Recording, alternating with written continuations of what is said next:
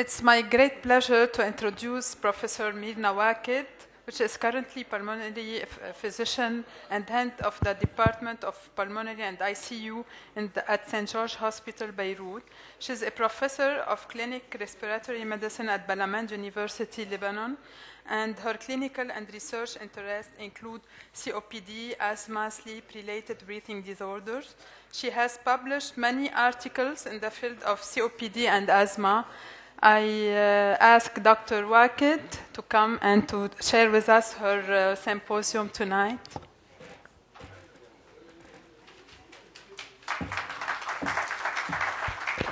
Bonsoir. Alors, je pense que j'ai vu pire, parce que l'année dernière, mon symposium était le dernier de la dernière conférence du congrès. Alors, je pense que j'ai vu pire. Moi, je suis championne en rien. J'ai beaucoup aimé cette évasion dans la Grande Bleue. Et j'aurais voulu qu'on finisse sur ça. Ben, tant pis pour vous, vous êtes punis. On revient aux choses beaucoup plus, je dirais, sèches, scientifiques. Et je pense que je gagnerai le championnat si j'arrive à vous garder jusqu'à la fin. Alors, j'ai choisi un titre très ambitieux, c'est traiter maintenant, enfin ce jour, en pensant au lendemain. Et on va un peu revoir ce qui est très actuel, en tout cas pour la BPCO, c'est les exacerbations. En fait, ça c'est resté depuis un certain moment et jusqu'à longtemps, les exacerbations de BPCO étaient quand même un grand mystère. Voyons un peu qu'est-ce qu'on sait à propos des exacerbations. Ce que l'on sait, c'est qu'en fait, elles sont fréquentes, leur prévalence est sous-estimée et le 2/3 des exacerbations ne sont pas rapportées par le patient. Et si l'on regarde tout ce qui est evidence-based medicine, on retrouve 37 études qui sont des revues systématiques des exacerbations. Qu'elles parlent des exacerbations sévères, qu'elles définissent les études selon des symptômes ou selon les événements d'exacerbation, quelle que soit la définition de l'exacerbation, on regarde qu'il y a en fait une tendance à une corrélation selon la sévérité du stade de BPCO, qu'il y en a beaucoup plus quand on avance en sévérité. Ceci dit, elles ne sont pas négligeables non plus dans les stades dits plus légers. Et la mortalité, en fait, des BPCO est corrélée aux exacerbations. Donc, plus on est des exacerbateurs fréquents, et plus la mortalité est importante. Et dans la nouvelle classification de BPCO de Gold, on a comparé le segment A à la mortalité du segment C, qui sont les gens qui font des exacerbations de 2 ou plus par année. On voit qu'il y a une nette et significative différence de la mortalité étant plus grande dans la catégorie C. Et même si on compare aussi la catégorie A, qui sont les pas de symptômes, pas de risque d'exacerbation, aux B, qui ont des symptômes et qui ont des exacerbations de 0 à 1, en fait, même dans ce segment-là, la mortalité est plus importante que dans le segment A.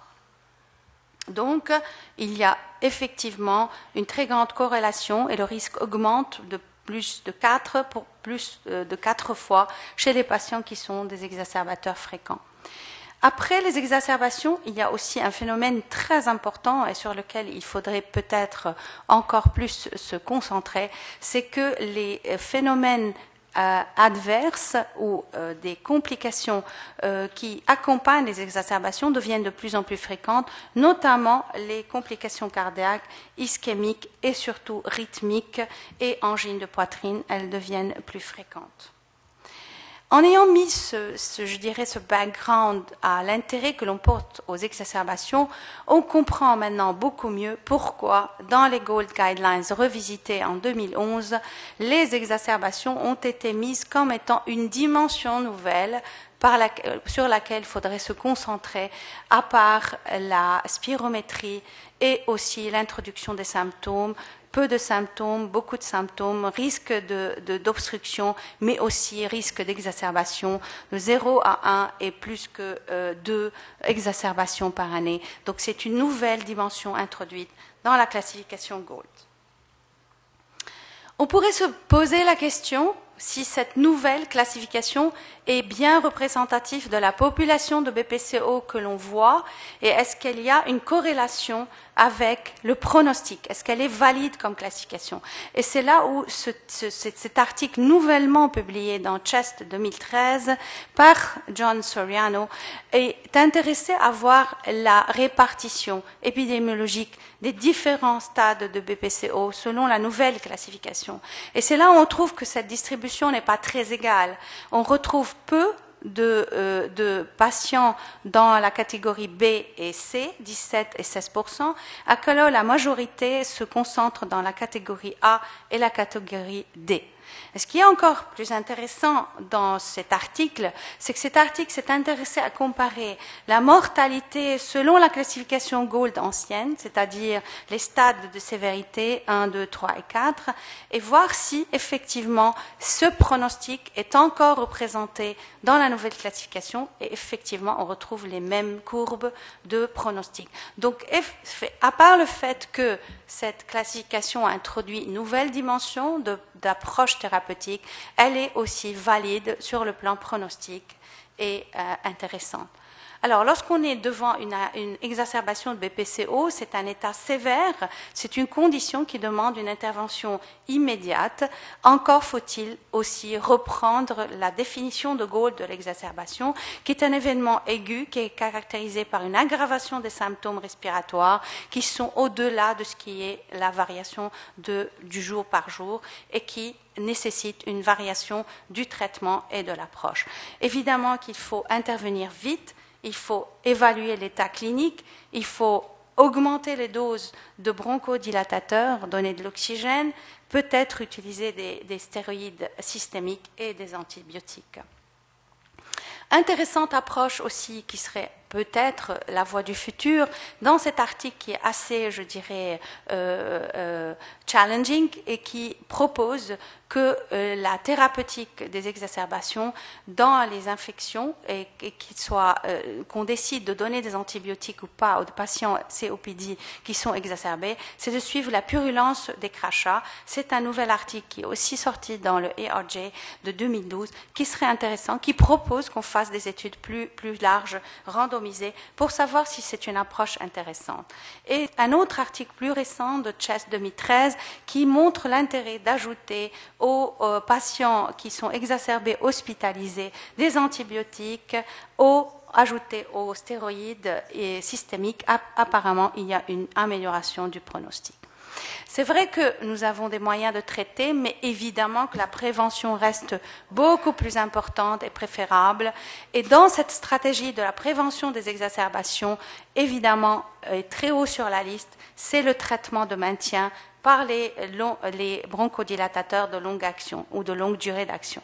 Il y a évidemment l'arrêt du tabac, les vaccinations, la réhabilitation pulmonaire. Alors, dans les exacerbations de BPCO, qu'est-ce qui se passe sur le plan physiopathologique? Il se passe que l'obstruction est majorée, qu'il y a une hyperinflation aggravée, qu'il y a une inflammation aggravée et qu'il y a effectivement une aggravation du mismatch de la ventilation sur la perfusion. Alors, je vous conseille cet article, très intéressant. C'est une revue vraiment large du rôle des bronchodilatateurs de longue durée d'action dans la prévention des exacerbations de BPCO.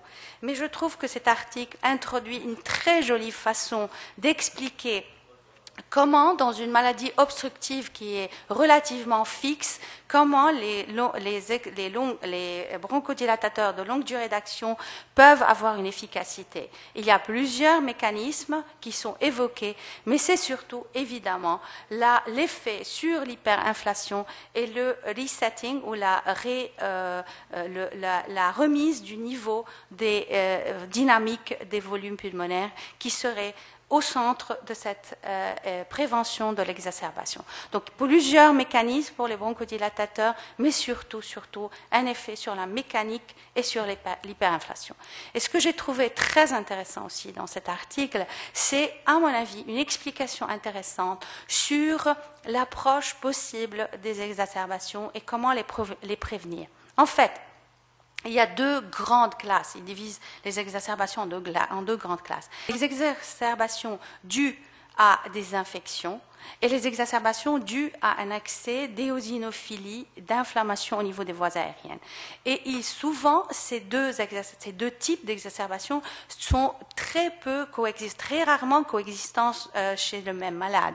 Donc, celles qui sont dues à des infections seraient des exacerbations très aiguës, très importantes, et c'est là où les bronchodilatateurs seraient très importants. Et dans les exacerbations plutôt de nature éosinophilique, elles sont d'aggravation progressive, et c'est là où les stéroïdes pourraient avoir une place. Aussi, une façon suggérée d'expliquer par quel mécanisme les bronchodilatateurs de longue durée d'action ou les bronchodilatateurs tout court peuvent avoir une supériorité l'un sur l'autre, c'est que ceux qui sont donnés plus fréquemment, 4 fois par jour, versus ceux qui sont donnés 2 fois par jour ou 1 fois par jour, seraient peut-être supérieurs du fait même que cette bronchodilatation et la surface sous la courbe où le tonus des bronches est toujours ouvert et toujours grand, serait intéressant parce que serait une très intéressante et élégante façon d'expliquer pourquoi les bronchodilatateurs de longue durée d'action auraient un effet différent. C'est parce que le plus on est dans un effet bronchodilatateur soutenu et plus l'effet est important. Évidemment, les vaccinations sont intéressantes. Reste à voir, on ne va pas revenir au sujet préalable de la place des macrolides dans la prévention des exacerbations des BPCO. Ça serait intéressant. Et l'effet de la réhabilitation pulmonaire qui reste un additif au traitement médical, l'effet de la rééducation, et je pense qu'il y a une session entière qui est dédiée à ça demain.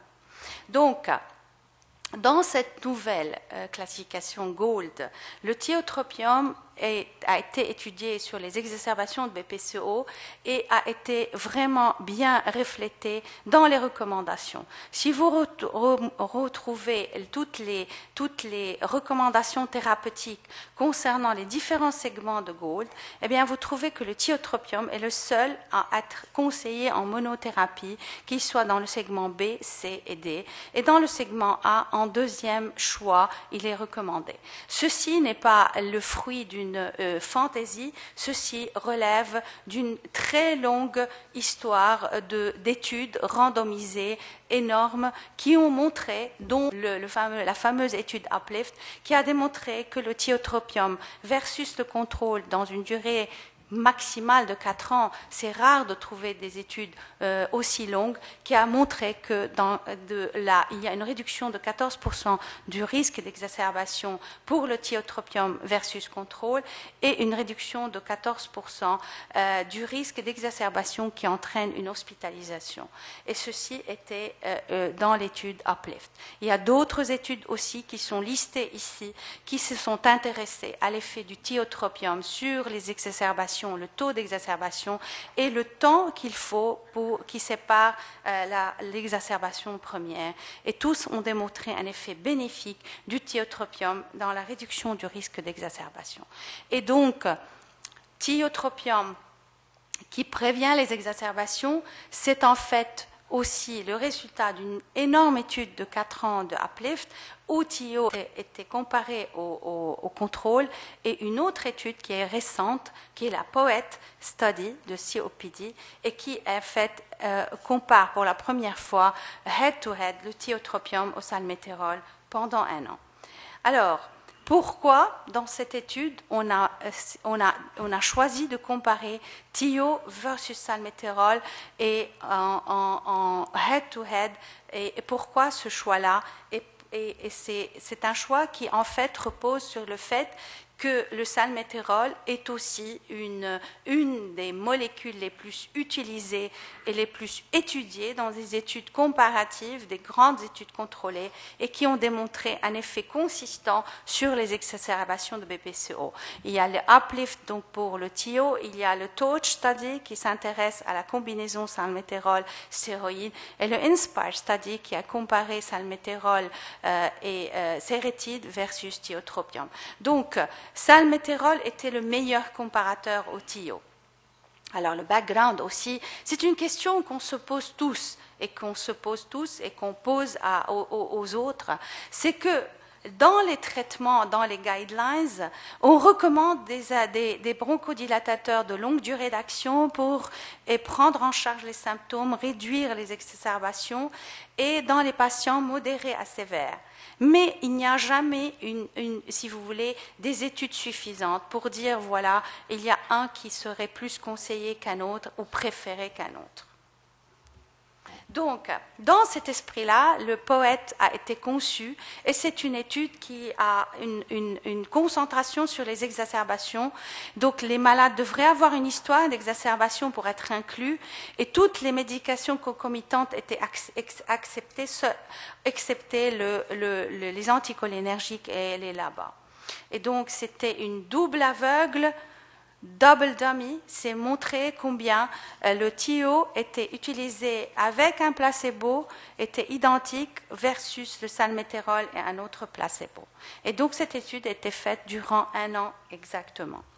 Alors, la définition des exacerbations était celle donnée par le Gold. C'est une nouvelle symptomatologie qui, elle, nécessite une intervention du médecin, soit par des stéroïdes systémiques ou des antibiotiques ou une admission à l'hôpital. L'objectif primaire de cette étude était de voir combien il y a de temps avant l'apparition de la première exacerbation chez ces patients-là. Et des objectifs secondaires étaient combien de temps allait séparer le traitement de l'exacerbation qui allait être hospitalisée, le taux annuel d'exacerbation, l'arrêt prématuré des médications, et je passe, vous avez toute la liste ici, d'ailleurs on va les voir dans les résultats. Les autres objectifs secondaires, quel est le nombre de patients qui ont fait au moins une exacerbation ou une exacerbation qui va entraîner l'hospitalisation. Il y a donc toutes les autres analyses ou sous-analyses qui ont été faites. Alors évidemment qu'on s'est intéressé aussi aux effets indésirables. Il y avait les effets indésirables sérieux ou dangereux et tous les autres qui étaient listés, les mortalités, les causes de mortalité et les effets cardiovasculaires. Alors, quels patients faut-il inclure dans POET? C'était ceux qui avaient évidemment un VEMS sur CV qui était inférieur à 70% et les VEMS qui étaient inférieurs à 70%. L'âge plus grand que 40 ans, les fumeurs de plus de 10 paquets à l'année et au moins une exacerbation dans l'année qui précédait l'inclusion. Il y avait des critères d'exclusion évidemment, et voilà, donc de 8293 patients qui étaient évalués pour leur éligibilité à être inclus dans l'étude, il y en a donc qui ont été randomisés de façon aveugle à prendre soit du salmétérol, soit du thiotropium, et de tous ceux-là qui étaient randomisés, 3100 et 3021 de chaque côté de la randomisation étaient équivalents dans chaque groupe.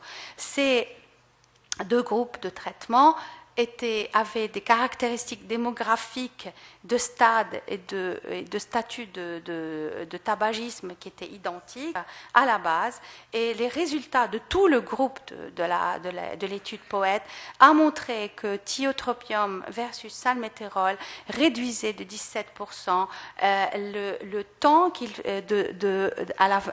séparait la première exacerbation.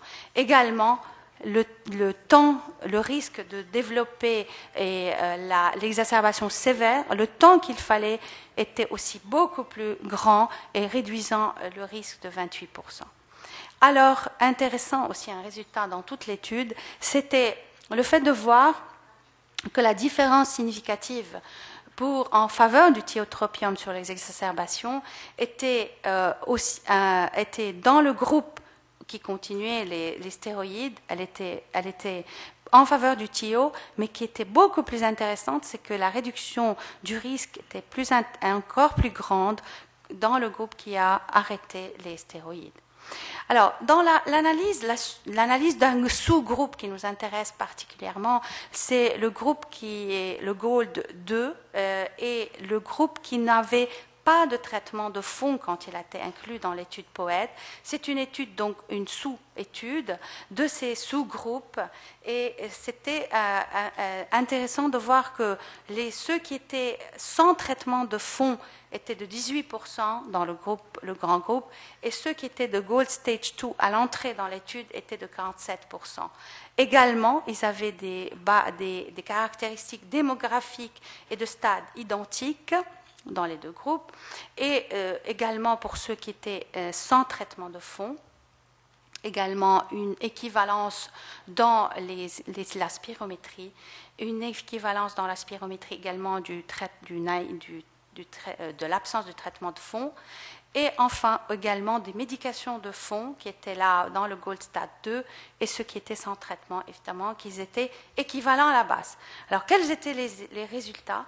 C'est intéressant de voir que le thiotropium diminuait d'une façon significative le temps qu'il fallait pour développer la première exacerbation dans le groupe Stade 2, dans le Gold Stade 2, 12% de réduction du risque versus salmétérol. Et très intéressant qu'il diminuait d'une façon significative le temps qu'il fallait pour la première exacerbation, aussi dans le groupe qui ne recevait pas de traitement de fond, 21% de réduction du risque versus salmétérol. Encore aussi, un résultat intéressant, c'est que thio réduisait d'une façon significative le temps qu'il fallait à développer une exacerbation qui entraînait l'hospitalisation dans le groupe Gold Stade 2, sous-groupe Gold Stade 2, de 34% de réduction du risque versus salmétérol.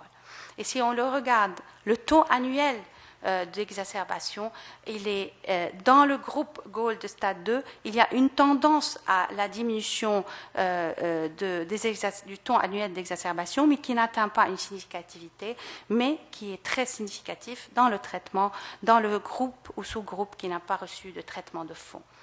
Également, les hospitalisations pour les exacerbations sont réduites de façon significative dans le groupe thio versus salmétérol, dans le sous-groupe Gold Stade 2, et une tendance à la significativité, mais pas significatif assez, dans le groupe qui ne recevait pas de traitement de fond.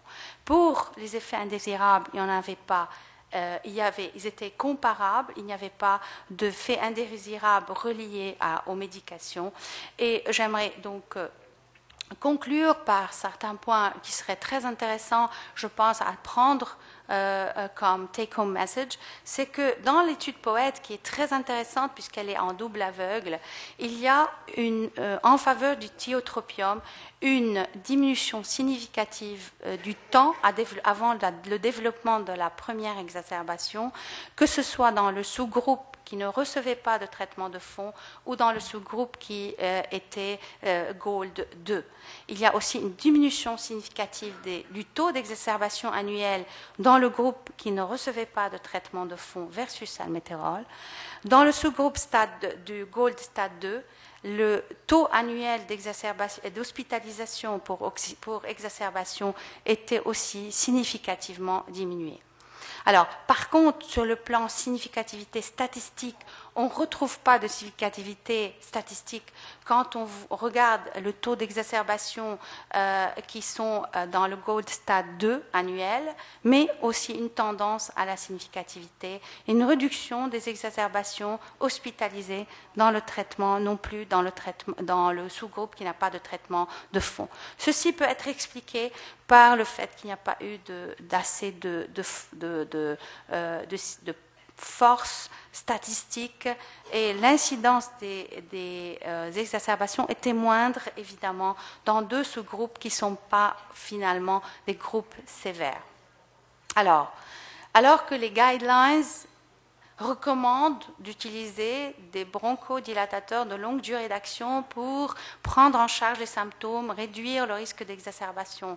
Chez les patients modérés à sévères, ils ne spécifient pas vraiment par lequel commencer ou quel choix faire entre les anticholinergiques et là-bas.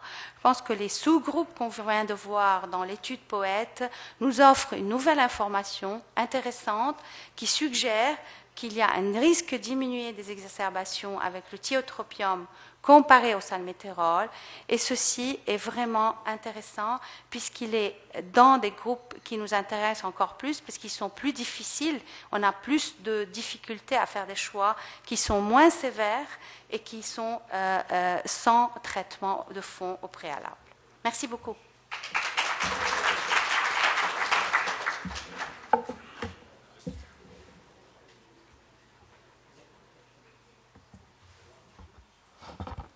Oui. Voilà, Madame la modératrice. Madame la modératrice. Je ne sais pas ce qu'elle fait, mais bon. Oui, je vais prendre une question. C'est peut-être une question naïve, mais est-ce que dans le double-blind study, parce qu'il y avait 74% ou 70% hommes et je présume 25% femmes, est-ce qu'ils ont tenté par la suite de continuer la stratification selon les sexes? Est-ce qu'ils voient des différences dans les taux d'exacerbation, dans les taux de récupération? Oui. Vous voulez plus tard, vous voulez dire. Oui, effectivement. Maintenant, je ne suis pas rentrée dans les détails, mais ils ont en fait stratifié tous les patients, même les gens qui sont... C'est une grande étude. Hein. Ils ont fait des sous-analyses de groupes, des Gold, de Stade 2, mais déjà dans le grand groupe, il y a une stratification et l'effet est maintenu. Il est maintenu dans les différentes... OK. Est-ce qu'on sait pourquoi est-ce qu'il y a moins de femmes que d'hommes? Il y a moins de femmes que d'hommes. Non, je n'ai pas de réponse à ça. Quel âge ont les femmes en moyenne? Il faudra que je rentre dans les statistiques, mais là, j'ai pas de... Oui, je voulais vous poser une question concernant le bon sens de cette étude. Docteur Wacht? Oui, je vous écoute. Donc, je ne comprends pas parce qu'en fait, le tiotropium... Quand on le met il y a un bruit de fond énorme. C'est que j'arrive ni à comprendre la question, ni à entendre l'accent, qu'il soit canadien, français, libanais, tunisien. Un bruit de fond énorme. On part du traitement de fond, donc c'est pas très gênant. Ouais. Donc, je voulais vous poser une question. Je la pose au concepteur, mais peut-être vous avez une réponse de cette étude POET. Normalement, le tiotropium, il est là-bas. On va les opposer pour les patients du groupe B, disons les gens. On vise surtout les symptômes. Ce ne sont pas des gens exacerbateurs et ce n'est pas le problème de l'exacerbation.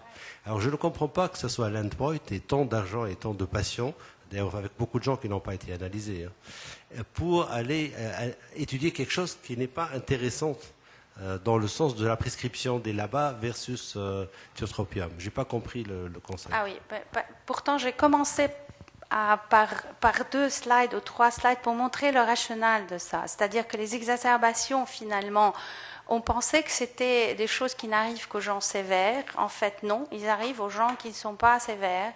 Ils sont là, même chez les gens de la catégorie B, la mortalité est nettement différente que celle de la catégorie... C'est basé sur ça. Conceptuellement, le Gold est fait pour que ça soit B, qui ne sont pas des exacerbateurs. Oui, mais même Non, mais attendez. Il y a des exacerbateurs dans le B qui sont moins que 2. Ils sont toujours des exacerbateurs. Et donc, ils montrent qu'il y a une différence entre ceux qui s'exacerbent une fois par rapport à ceux qui ne s'exacerbent pas du tout.